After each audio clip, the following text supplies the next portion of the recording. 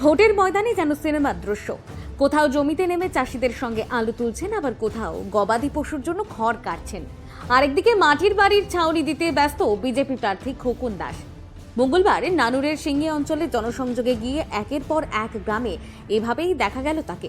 ইক্ষুধারা গ্রামে চাষিদের সঙ্গে কাঁধে কাঁধ মিলিয়ে আলু তুললেন, বড়ডিহা গ্রামে খড় কাটেন, আর অন্য এক গ্রামে ভেঙে পড়া মাটির বাড়ির ছাউনি দিয়েও সাহায্যের হাত বাড়ালেন। নির্বাচনের আবহে এই দৃশ্য ঘিরে চাঞ্চল্য ছড়িয়েছে এলাকায়। সমর্থকদের দাবি মানুষের পাশে থাকার রাজনীতি, অন্যদিকে বিরোধীদের কটাক্ষ। সবই ক্যামেরার সামনে নাটক। রাজনীতির ময়দানে এই নাটকীয় প্রচার যে ভোট যুদ্ধকে আরো জমিয়ে তুলেছে তা বলাই বাহুল্য। এই যে আলুর দাম না পাওয়ার জন্য তাদের যে দুরবস্থা নেমে এসেছে, এবং এই যে অকাল বৃষ্টি, এই বৃষ্টিতে এই লাগাতার 2-3 দিন ধরে যে বৃষ্টি, সেই বৃষ্টিতে সমস্ত ভুঁয়ে সব আলু দেখুন পচে যাচ্ছে।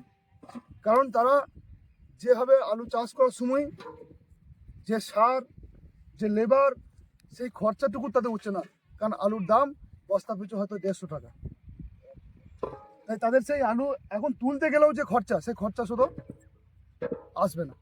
তাই মাঠেই আলু পড়েছে। কিন্তু এই বৃষ্টির কারণে আমাদের যারা চাষি ভাই আছেন, কৃষক দাদারা আছেন, তারা আজকে এই আলু তুলছিলেন। আমি কর্মসূচিতে যাচ্ছিলাম। এই কর্মসূচি যাওয়ার প্রতি দেখি আমাদের কৃষকদের আমাকে একজন বলে যে দাদা, আমরা দাম পাচ্ছি না আলু। কারণ এই রাজ্য সরকার এই বর্ডার বন্ধ করে রেখেছে এখানকার চাষিদেরকে, যাতে যারা এই সিন্ডিকেট চালায়, এই আলু মাফিয়াদের যারা সিন্ডিকেট, তারা এই কম দামে এই আলুটাকে এখন এই মুহূর্তে তারা কিনতে চায়।